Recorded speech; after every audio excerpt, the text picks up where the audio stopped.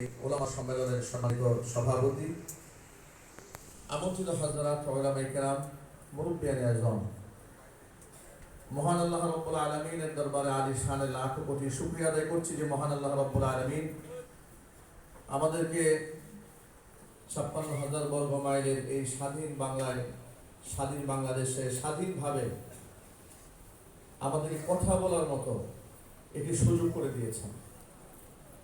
আজকে দেশ যে স্বাধীন হয়েছে এর সবচেয়ে বড় প্রমাণ হচ্ছে আমাদের ওলামাদের মতভেদ দূর করে আমরা এক প্ল্যাটফর্মে এসে দাঁড়াবার সুযোগ পাচ্ছি।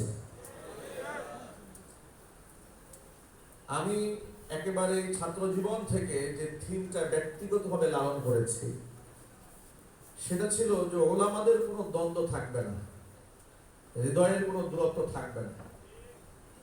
ব্যক্তিগত মতানৈক্য সাহাবায়ে কেরাম রাদিয়াল্লাহু তাআলা আনহুম আজমাইন তাদের মধ্যেও ছিল, তাবেঈন, তাবেঈন, আইম্মায়ে মুজতাহিদিন, সালফে সালেহিন সকলেই কোনো ব্যাপারে ঐক্যমত্য হন নাই। এমন অনেক ব্যাপার ছিল যেখানে ভিন্ন ভিন্ন মন্তব্য ছিল, কিন্তু কেউ কারো প্রতি অশ্রদ্ধা জ্ঞাপন করেননি। নিশ্চয়ই আমার সামনে যারা বসে আছেন সবাই ওলামায়ে কেরাম, আপনাদেরকে নসিহা করার যোগ্যতা, ভাষা কোনোটাই আমার নেই। আমি শুধু তাজকিরা করতে পারি, আত্মসংশোধনীমূলক নিজেদের জন্য কিছু মুযাকারা করতে পারি। আমরা এই সারা জীবন কোরআনের আয়াত থেকে এই কথা বলি, ইন্নামাল মুমিনুনা ইখওয়া ফাআসলিহু বাইনা আখাওয়াইকুম। নিশ্চয়ই মুমিনরা একে অপরের ভাই। যদি তাদের মধ্যে কোনো ব্যাপারে বিভেদ তৈরি হয়, মতানৈক্য তৈরি হয়, ফাটল তৈরি হয়, ফাআসলিহু বাইনা আখাওয়াইকুম, ভাইদের মধ্যে তোমরা সংশোধনটা এনে দাও। ওয়াত্তাকুল্লাহা লাআল্লাকুম তুরহামুন, এবং তোমরা আল্লাহকে ভয় করো যাতে করে তোমাদের উপর আল্লাহ পাকের রহমত বর্ষিত হয়। আমরা এই মূল কথাটা জানার পরেও আমরা যে পরিমাণ মানুষের সমালোচনা করতে পছন্দ করি, আমরা সে পরিমাণ মানুষকে আপন করতে পছন্দ করি না। যদি আমাদের মধ্যে এই বিদ্বেষটাই অন্তরে থেকে যায় তাহলে নিশ্চয়ই কিয়ামতের ময়দানে আমাকে আসামির কাঠগড়ায় দাঁড়িয়ে যেতে হবে। মরহুম আল্লামা দেলোয়ার হোসেন সাঈদী রাহিমাহুল্লাহ অনেক বয়ানে শুনেছি, বিভিন্ন বড় বড় প্রোগ্রাম তিনি বলতেন যে ওলামারা আপনাদের হাতে পায়ে ধরে বলি আপনারা এক হন। এই কথাটা আমাদের কানে বাজে যে আপনাদের হাতে পায়ে ধরি আপনারা এক হন।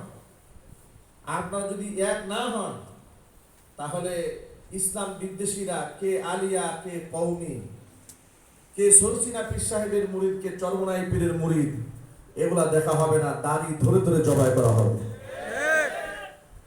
এই চরম বাস্তবতা আমরা ইতোমধ্যে লক্ষ্য করেছি। স্বৈরাচারীর আমলে বিগত 16টা বছরে তারা কোনো দল মেনশন করে আঘাত করেনি। তারা দেখেছে ইসলামিক রেভলিউশন, ইসলামের বিপ্লব কাদের মাধ্যমে তৈরি হতে পারে। বিপ্লব যেখান থেকে আসার সম্ভাবনা দেখেছে তারা সেই পথটাকে বন্ধ করে দিয়েছে। বাংলাদেশে অসংখ্য মসজিদের খতিব সাহেবদেরকে বিনা নোটিশে, বিদায় না নিয়ে অপমানিত করে তারা মসজিদ থেকে তাড়িয়ে দিয়েছে। অসংখ্য মুফতি মুহাদ্দিসদেরকে কারাগারে বন্দী করেছে। সেখানে আলিয়া, কওমি, সুন্নি, ওয়াহাবি ভাগাভাগি করা হয় নাই। এমনকি ঢাকার রাজপথে কোরআন সুন্নাহর বিদ্বেষীরা দাড়ি ধরে ধরে টেনে টেনে মানুষকে যখন অপমান করেছে তখনও তারা আলিয়া, কওমি দেখে নাই। ইসলামটাকেই তারা শত্রু বানিয়ে রেখে দিয়েছিল। আর আমরা নিজেদের মধ্যে বিভেদের বিরাট দেয়াল টেনে আছে। আজকে আল্লাহ পাক আমাদেরকে সুযোগ করে দিয়েছেন। আমরা মাঠ পর্যায়ে লোক, টেকনাফ থেকে তেতুলিয়া, রূপসা থেকে পাথুরিয়া পর্যন্ত আমরা বিচরণ করি। মানুষের হৃদয়ের ভাষা, চোখের ভাষা আমরা বুঝতে সক্ষম হই। এখন ওলামাদের সময় এসেছে। এই জাতি আর কাউকে আগামীর নেতৃত্বে দেখতে চায় না ওলামাদেরকে ছাড়া। এই সুযোগটা আলেমরা যদি হাত ছাড়া করে, আমি জানি না এই সুযোগ ওলামারা আর কোনোদিন পাবেন কিনা। আল্লাহর পক্ষ থেকে এই নিয়ামত দেওয়া হয়েছে। আমাদের মনে রাখা উচিত যেটা আমি আমার ব্যক্তিগতভাবে সারা জীবন লালন করেছি, যে আমি কোনোদিন আমি আপাতমস্তক কওমি পড়ুয়া একজন ছাত্র, আমি কোনোদিন কওমি আলিয়া ভাগাভাগি করতাম না। সবার সাথে হৃদয়ের একেবারে গভীরতা নিয়ে সম্পর্ক রাখতাম। এই জন্য আমার অঙ্গনের অসংখ্য লোকে তির্যক মন্তব্য করেছে, আমাকে ঘায়েল করেছে, আমাকে কখনো জামাত, কখনো শিবির, নানা কথা বলে বলে আমাকে দুর্বল করার চেষ্টা করেছে। আমি তাদের কোনো কথা আমলে নেইনি। আমি শুধু এটাই চেয়েছিলাম, জামাত ইসলামের সাথে আমার রাজনৈতিক সম্পর্ক না থাকতে পারে, কিন্তু ইসলামিক দল হিসেবে বাংলাদেশে যারা কাজ করছে তাদের প্রত্যেক দলটাকে আমি সমর্থন করি, ভালোবাসি, হিতাকাঙ্ক্ষী। এর একমাত্র কারণ আমি এই বাংলাদেশে ইসলামের রাজ কায়েম দেখতে চাই। আর এটা সমস্ত উলামারা এবং ইসলামিক দল একত্রিত না হলে দিবা স্বপ্ন দেখে কোনো লাভ নাই। আপনারা যারা মনে করেন আমাদের মাহফিলে অসংখ্য শ্রোতা হয়, আমাদের কারো সাথে যাওয়া দরকার নাই, আমরা একাই 100, এগুলা পাগলামি চিন্তা ছাড়া আর কিছু নয়। আওয়ামী লীগের মতো এত পুরাতন দল, তারাও রাষ্ট্র ক্ষমতায় যাওয়ার আগে 14 দল বানায়, 18 দল বানায়। কথা বলে ঠিক না? তারাও এত দল বানায়, এত শক্তি, এত সংগঠন, এত শাখা, এত প্রশাখা, এরপরেও তারা এককভাবে যাওয়ার চিন্তা করে না। আর এই দেশের কিছু হুজুররা মনে করে আমার মাহফিলে 2 লাখ লোক হয়েছে, আমার কি আর ডান বাম দেখার সময় আছে? মিয়া ভাই, সব ধান্দা বাদ দিয়ে দেন, সব বাদ দিয়ে ওলামাদের এক হওয়ার সময় এসেছে। ওয়াল্লাহি ওয়া রাব্বিল কাবা, কাবার রবের কসম করে বলছি, আলিয়া কওমি ভেদাভেদ দূর করুন।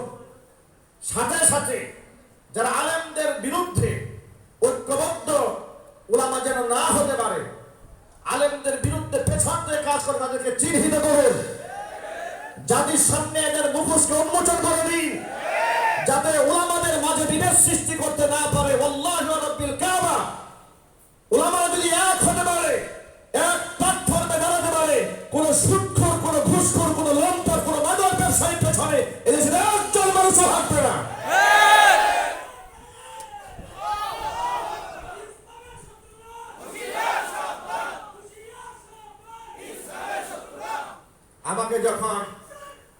আমাকে যখন আজকের প্রোগ্রামে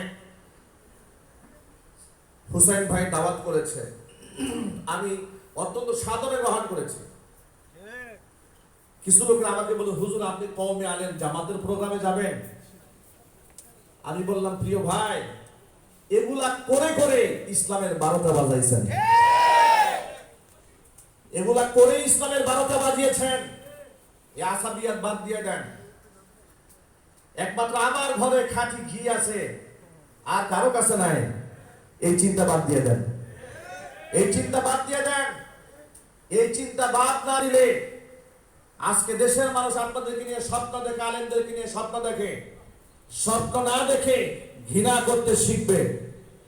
মনে রাখবেন, এদেশের আলেমরা যদি নিজেদের স্বার্থে স্বৈরাচারী হাসিনার দাওয়াতে অংশগ্রহণ করা অপরাধ না হয়, এদেশের ওলামায়ে কেরাম যদি দুনিয়াদার ব্যক্তিদের রাজনৈতিক মঞ্চে গিয়ে উপস্থিত হওয়াতে অপরাধ না হয়, এই দেশের ওলামারা যদি দুনিয়াবি যে কোনো প্রোগ্রামে অংশগ্রহণ করা অপরাধ না হয়, ইসলাম যারা চায় সাথে তাদের প্রোগ্রামে অংশগ্রহণ করার কারণে আলেমদের যদি তির্যক মন্তব্য করা হয়, আল্লাহু রাব্বিল কাবা, তারা ইসলামের শত্রু ছাড়া বন্ধ হতে পারে না।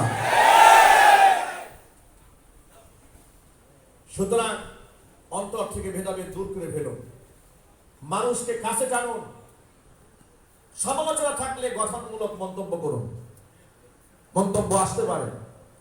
কিছুদিন আগে বাংলাদেশের অত্যন্ত নন্দিত, জনপ্রিয়, বর্তমান জামাতের যিনি আমির ডাক্তার মোহাম্মদ শফিকুর রহমান, বিশ্বাস করুন, আমি উনাকে, যেহেতু আমি রাজনৈতিক দলের কর্মী সদস্য না হওয়ার কারণে সেভাবে চিনতাম না, সিলেটে যখন বন্যা কবলিত মানুষের পাশে তিনি ত্রাণ দিতে গেলেন, তার কিছু বক্তব্য সোশ্যাল মিডিয়াতে কল্যাণে শুনলাম। শোনার পরে আমি একটু আলেম হয়ে, যেহেতু আমি নিজে দাওয়াতে কাজ করি, আমি মনে মনে ভাবলাম, একজন ডাক্তার মানুষ এমন আধ্যাত্মিক কথা শিখলেন কোথায়? এত সুন্দর কথা ত্রাণ তো আমরাও দিতে গিয়েছি। আমরা দিতে গিয়া এই ভালো করে ছবিটা তোলেন যাতে করে পাবলিক ভালো করে দেখে যে আমি ত্রাণ নিয়ে আসছি। উনি কি বললেন? উনি গিয়ে বললেন, আমরা আপনাদের ভাই, আমরা আপনাদের বাড়িতে মেহমান আসছি, তো মেহমান বাড়িতে আসার সময় মেজবানের জন্য কিছু নিয়ে আসছে, কিছু উপহার নিয়ে আসছে। আমি এই এতটুকু কথা শুনে আমার দিল তার উপর খুশ হয়ে গেছে। মনে মনে ভাবলাম, যার হৃদয় এতটুকু আনা নেই, এক নাই রিয়া নাই, তারা দ্বারা ইসলামের কাজ হবে। কথা বলেছে কিনা বলেন? দরদ নিয়ে তিনি কথা বলেছেন। কিছুদিন আগে তিনি একটা মন্তব্য করেছেন যে দলীয়ভাবে আমরা সকলকে ক্ষমা করে দিয়েছি, কিন্তু ব্যক্তিগতভাবে কেউ যদি প্রতিশোধ নিতে চায়, মাজলুম হয়ে থাকে, তাদেরকে আমরা সহযোগিতা করব। ব্যক্তিগতভাবে মানুষের ভিন্ন মত থাকতে পারে, সেই ভিন্ন মতের জায়গা থেকে আমি বলেছি ডাক্তার শফিকুর রহমান অত্যন্ত শ্রদ্ধার পাত্র, সম্মানের পাত্র, কিন্তু এ কথা বলার সময় এখন নাই যে আমরা তাদেরকে ক্ষমা করে দিয়েছি। এটা বলা যাবে না, এই মুহূর্তে বলা যাবে না, কারণ বাংলাদেশের 90 থেকে 95% মুসলমানেরা এই জালেম কর্তৃক এমন নির্যাতিত হয়েছে, নিষ্পেষিত হয়েছে। জালেম সামান্যতম সন্তুষ্ট হয়, জালেমের দূষররা সামান্য পর্যন্ত ঐক্যবদ্ধ হওয়ার স্বপ্ন দেখে, এমন কোন কথা কোন ইসলামের কর্মীদের মুখ থেকে আমরা শুনবো না। আমরা শুধু এখন দেখতে চাই বাংলাদেশের সমস্ত মুসলমানরা ঐক্যবদ্ধ হবে এবং যারা রক্তক্ষয়ী সংঘর্ষ করেছে, গুম করেছে, খুন করেছে, হত্যাকাণ্ড করেছে, এর সঠিক বিচার এই বাংলার মাটিতে আমরা দেখতে চাই।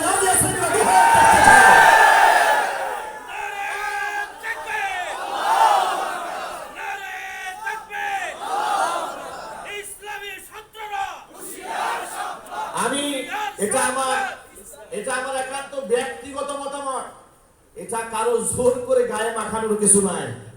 যেহেতু আমি মাজলুম, আমার মনে অনেক ক্ষত আছে। আপনাদেরকে আমার সময় খুব কম, দুই একটা উদাহরণ দিলে খুব সহজে বুঝতে পারবেন। জামাত ইসলামের দায়িত্বশীল অনেক ব্যক্তিবর্গ স্টেজে আছেন। 2018 সালে হুসাইন ভাই আমি একসাথে কারাগারে ছিলাম। হুসাইন ভাই রাজনীতি করেন, দল করেন, দলীয়ভাবে মামলা খেয়েছেন। জামাতের কেউ বলতে পারবেন যে আমি কোনো দল করেছি যার কারণে মামলা খেয়েছি? না, পারবে না। তাহলে মামলা দিল কেন? মামলা দিয়েছি এই জন্য আমি মাজলুমদের জন্য দোয়া করেছি। মাওলানা দেলোয়ার হোসেন সাঈদ রাহিমাহুল্লাহর জন্য খুতবায় বলেছিলাম, আল্লাহ একজন মাজলুম আলেম যিনি এত বছর কোরআনের দাওয়াত দিলেন, ইসলামের কথা বললেন, তিনি আজ অসুস্থ, তখন তিনি অসুস্থ ছিলেন। হে আল্লাহ, তুমি তাকে হেফাজত করো, তাকে সুস্থতার নিয়ামত দান করো। এক দোয়াতে আমার বিরুদ্ধে মামলা হয়ে গেল। বুঝতে পেরেছেন? এক দোয়াতেই মামলা হয়ে গেল। কি পরিমাণ মাজলুম আমরা ছিলাম চিন্তাও করা যাবে না। স্বাধীনভাবে কথা বলার মতো কোনো সুযোগ আমাদের ছিল না। কথা বলেন ঠিক কিনা বলেন? যেহেতু আমরা মাজলুম হয়েছি, আমাদের মসজিদগুলোকে মসজিদে আকসার মতো ঘেরাও দিয়েছে। আপনারা এই দৃশ্য দেখেছেন, এখনো অনলাইন সোশ্যাল মিডিয়াতে সেই ছবিগুলো আছে। বুটবাজার কেন্দ্রীয় জামে মসজিদে সর্বশেষ খুতবা দেওয়ার জন্য যেদিন আমি গিয়েছি, চতুর্দিকে পুলিশ, এত পুলিশ। পুলিশকে জিজ্ঞেস করলাম, ভাই আপনারা এত পুলিশ কেন? পুলিশ বললেন, হুজুর আমরা এসেছি আপনাদেরকে নিরাপত্তা দেওয়ার জন্য। আমি বললাম, ভাই আমরা কি নিরাপত্তা চেয়েছি? আমাদের মসজিদগুলোতে আপনি এত পুলিশ থাকে, মুসল্লি ঢুকতে ভয় পায়, আতঙ্কের মধ্যে পড়ে যায়। বলে না না, আপনাদের নিরাপত্তার দরকার আছে। আমি জুমার বয়ানে বলেছিলাম যে পুলিশ আলেমদেরকে পাহারা দেয় আর মদখোর বদমাশদেরকে ছেড়ে দেয়, ওদের পাহারাদারের প্রয়োজন হয় না। প্রিয় ভাইরা, এরপরে সেখান থেকে তারা আমাকে এমন প্রেসার ক্রিয়েট করলো বুটবাজার কেন্দ্রীয় মসজিদ থেকে, আমাকে জুমা পড়াতে দেবে না। সর্বশেষ আমি বললাম, তাহলে আমাকে একটা জুমা দেন, আমি অন্তত পক্ষে বিদায় নিয়ে যাই। কারণ এত বছর যে মুসল্লিদের সাথে আমার সম্পর্ক হয়েছে, 8টা বছর জুমার খুতবা দিয়েছি, বিদায় নেওয়ার তো একটা সুযোগ আমাকে দিবেন। আমাকে বলল, আপনি বিদায় নিতে গেলে মসজিদে রক্তক্ষয়ী সংঘর্ষ বেঁধে যাবে, বিদায় নিতে দেওয়া হবে না। এভাবে শুধু আমাকে নয়, আমি আগেও বলেছি, আজও বলছি, অসংখ্য আলেমদেরকে তার সম্মানের আসন থেকে লাঞ্ছিত করে, অপমানিত করে, চোরের মতো ঘাট ধাক্কা দিয়ে বের করে দিয়েছে। স্বৈরাচারী প্রায়শ্চিত্ত এমন ভাবে উপভোগ করতে হয়েছে, 16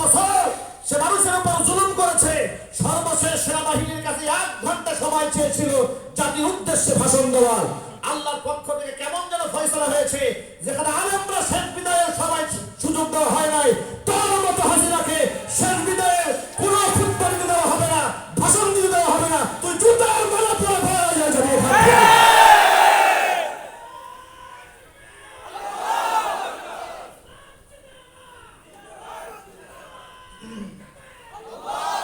সুতরাং এভাবেই স্বৈরাচারীরা পালাবে। মরহুম দেলোয়ার হোসেন সাঈদ রাহিমাহুল্লাহ সেই বক্তব্য বলেই শেষ করছি। তিনি বলেছিলেন, সময় আসবে এমন ইঁদুরের গর্ত পাবো না পালাবার জন্য। ওলামারা ভেদাভেদ ভুলে যান। আমার কোনো দোষ থাকলে আপনি আমাকে সংশোধন করে দেন। ফাসলিহু বাইনা আখাওয়াইকুম, আমি আমার ভাই, আমি আপনার ভাই, আমাকে সংশোধন করে দিন, আমি সংশোধন হয়ে যাব, কিন্তু দূরে ঠেলে দেবেন না। আমরা কি এক হয়ে থাকতে পারবো ইনশাআল্লাহ? আমরা কওমি, আলিয়া, ওয়াহাবি, সুন্নি ভাগ করতে চাই না। আমরা উলামারা এক হয়ে বাংলা জমিনে ইসলাম কায়েমের স্বপ্ন দেখতে চাই। এটাকে বাস্তবায়ন করার জন্য যদি জীবনের ঝুঁকি নিয়ে রাজপথে ঝাঁপিয়ে পড়তে হয়, প্রশ্ন আছে রাখবো হাতে।